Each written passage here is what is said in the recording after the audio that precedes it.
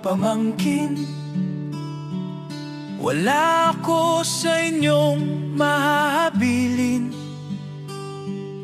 Mahirap lang ang inyong tiyahin, pero lagi ko kayong dinadalangin.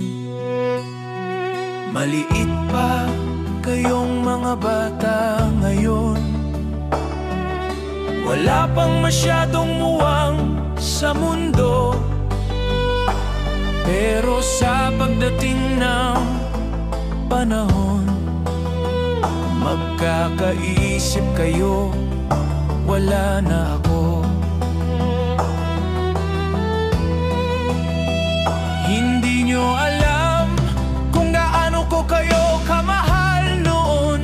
Lagi ko kayong inaasam-asam, pero ibinigay kayo sa amin ng may kapal. Ligaya ang dulot mo sa ating pamilya,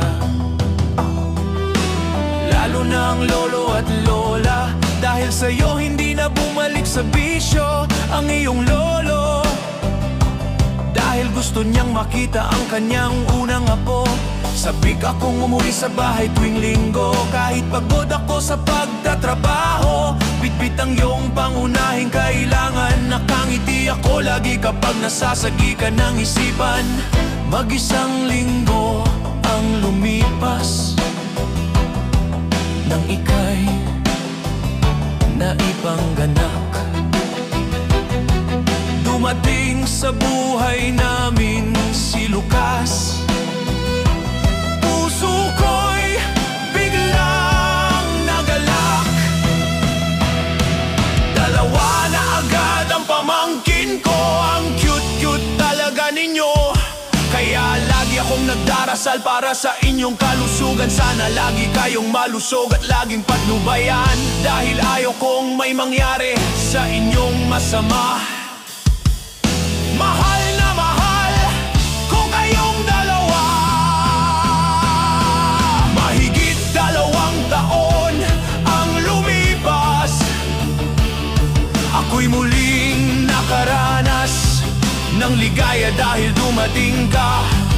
Ako din ang nagpangalan sa kanya. Napakalusog na bata, napaka-advance ng memorya. Maaga nakapagsalita ng mama. Sana, oh sana, sana lumaki kayong may takot sa Diyos. Lumaki kayong may respeto sa inyong magulang. Sana, oh sana, sana lumaki kayong may respeto sa nakakatanda at mga may buhay na siya ang may likha. Sana, oh sana, sana.